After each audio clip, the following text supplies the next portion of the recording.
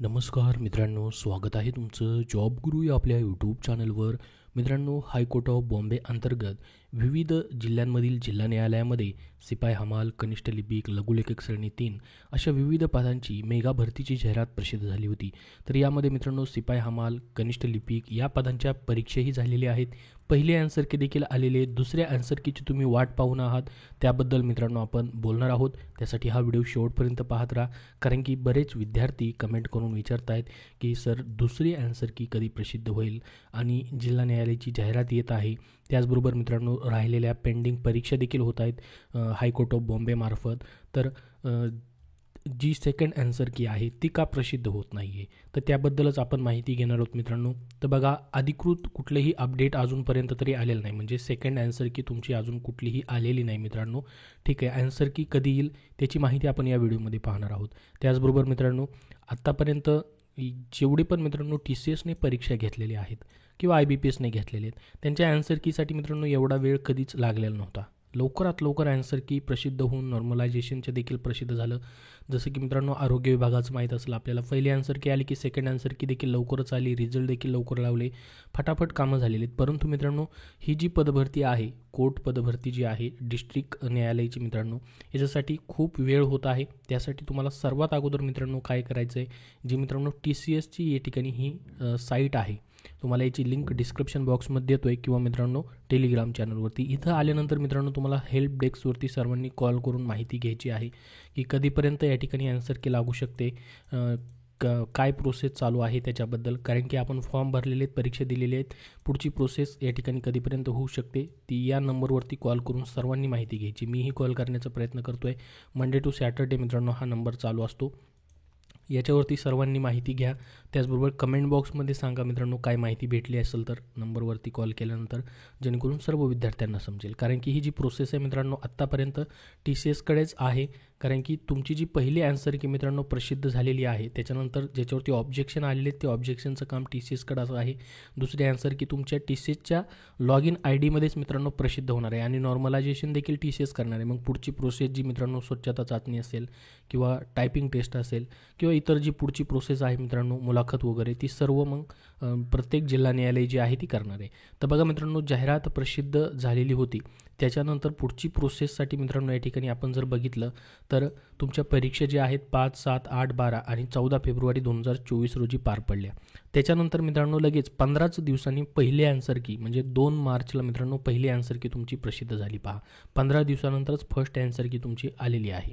त्याच्यानंतर 15 दिवसानंतर first answer की आली आणि फर्स्ट आन्सर कीवरती जर बघितलं आपण 4 मार्च 2024पर्यंत तुम्हाला ऑब्जेक्शन घ्यायचे होते. त्यानंतर 4 मार्च नंतर ऑब्जेक्शन संपल्यानंतर आपण असं मित्रांनो या ठिकाणी अंदाज लावलेला होता की दुसरी आन्सर की जी आहे या ठिकाणी कमीत कमी 15 दिवसामध्ये येऊ शकते.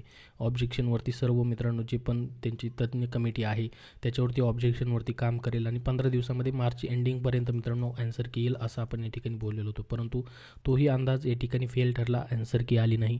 त्याच्यानंतर मित्रांनो एप्रिलमध्ये येईल असं म्हटलेलं होतं, परंतु एप्रिल देखील संपत आलेलं आहे, अजून आन्सर की आलेलं नाही. तर 4 मार्चपासून जर बघितलं मित्रांनो तर 1 महिना 22 दिवस झालेले आहेत किंवा 7 आठवडे 4 दिवस झालेले आहेत किंवा 53 दिवस टोटल या ठिकाणी कंप्लीट झालेले आहेत मित्रांनो. जवळपास म्हणजे या ठिकाणी 2 महिने होत आलेले आहेत, परंतु दुसरी आन्सर की आलेली नाही. कधीच एवढा वेळ मित्रांनो या ठिकाणी लागलेला नाही आहे TCSकडनं आतापर्यंत. खूप लवकर फास्टमध्ये मित्रांनो सेकंड आन्सर की प्रसिद्ध होतात ऑब्जेक्शन आल्यानंतर. आणि याच्यामध्ये मित्रांनो ऑब्जेक्शन किती आले वगैरे त्याचा डेटा देखील अजून प्रसिद्ध करण्यात आलेला नाही, तोही डेटा प्रसिद्ध होऊ शकतो. तर जवळपास मित्रांनो 2 महिने होत आले, त्या ठिकाणी कुठलीच अपडेट अजूनपर्यंत आलेली नाही आहे. त्यासाठी मित्रांनो सर्वांनी या ठिकाणी या नंबरवरती कॉल करून माहिती घ्यायची. तर मित्रांनो पुढची प्रोसेस जी आहे या ठिकाणी जर आपण बघितलं, जसं की मित्रांनो हायकोर्टचे पिऊन आणि सिपाईची मित्रांनो जी परीक्षेची जाहिरात 2023मध्ये प्रसिद्ध झाली होती, मार्च 2023मध्ये, त्याची मित्रांनो या ठिकाणी जर आपण बघितलं तर याच्यासाठी मित्रांनो परीक्षेची तारखा देखील त्यांनी 5 मेला जाहीर केलेली आहेत. तसंच मित्रांनो प्रोसेस चालू आहे, जाहिराती देखील प्रसिद्ध होत आहेत, म्हणजेच मित्रांनो तुमची सेकंड आन्सर की देखील लवकरच प्रसिद्ध होऊ शकते. बाकीचे देखील मित्रांनो प्रोसेस चालू आहे, जिल्हा न्यायालयाच्या जाहिराती देखील प्रसिद्ध होत आहेत. त्याच्यामुळं आचारसंहितेचं या ठिकाणी कुठलीही अडचण असणार नाही मित्रांनो. ह्या जाहिराती जी पुढची आन्सर की आहे ती येण्यासाठी किंवा पुढची प्रोसेस होण्यासाठी आचारसंहितेचा कुठलाही परिणाम होणार नाही. परंतु वेळ लागत आहे. मग त्याच्यामध्ये मित्रांनो ऑब्जेक्शनवरती काम चालू असावं किंवा मित्रांनो नॉर्मलायझेशन करून ऑब्जेक्शनचे मार्क्स तुमचे आणि नॉर्मलायझेशनचे मार्क्स दोन्ही एकत्र प्रसिद्ध केले जाऊ शकतात. दोन कॉलममध्ये मित्रांनो या ठिकाणी आफ्टर ऑब्जेक्शन म्हणजे ऑब्जेक्शनचे मार्क्स तुमचे आफ्टर नॉर्मलायझेशनचे मार्क्स अशा पद्धतीने दोन्हीही तुमचे एकत्रित प्रसिद्ध केलं जाऊ शकतं. एवढा वेळ लागतो आहे याचा अर्थ मित्रांनो दोन्हीही एकाच वेळेस तुमचे मार्क्स येऊ शकतात. मित्रांनो या ठिकाणी आशा आहे की एप्रिल एंडिंगपर्यंत तुमच्या या ठिकाणी आन्सर की येऊ शकतात, या महिन्याच्या एप्रिल एंडिंगपर्यंत. कारण की बाकीचे देखील प्रोसेस होत आहे, जाहिराती वगैरे येत आहेत, परीक्षा देखील मित्रांनो हायकोर्ट या ठिकाणी कंडक्ट करत आहे. त्याच्यामुळे मित्रांनो ही देखील प्रोसेस तुमची होऊन जाईल. आता ऑनलाईन मित्रांनो या ठिकाणी त्यांनी परीक्षा घेतलेले आहेत, ऑनलाईन सर्व होणार आहे, त्याच्यामुळे जास्त वेळ लागायला नव्हता पाहिजे. परंतु मित्रांनो एप्रिल एंडिंगपर्यंत आपण वाट पाहूयात अजून. त्याच्यासोबत तुम्हाला मित्रांनो हा जो नंबर आहे याच्यावरती कॉल करून माहिती घ्यायची आहे. हा नंबर सर्वांनी या ठिकाणी पाहू शकता. हा TCSचा हेल्प डेस्क नंबर आहे. याच्यावरती मित्रांनो सर्वांनी कॉल करून माहिती घ्यायची आहे. याबद्दल जसं अजून अपडेट येईल मित्रांनो तसं तुमच्यापर्यंत शेअर केलं जाईल.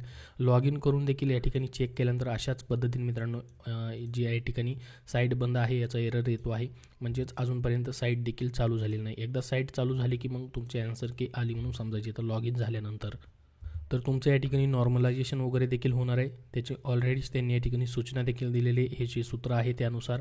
मग याच्यामध्ये देखील बरेच विद्यार्थ्यांचे मार्क्स कमी जास्त होतील. ऑब्जेक्शनचे मार्क्स देखील तुमचे अजून कळणं बाकी आहे, त्याच्यानंतरच नॉर्मलायझेशन होईल.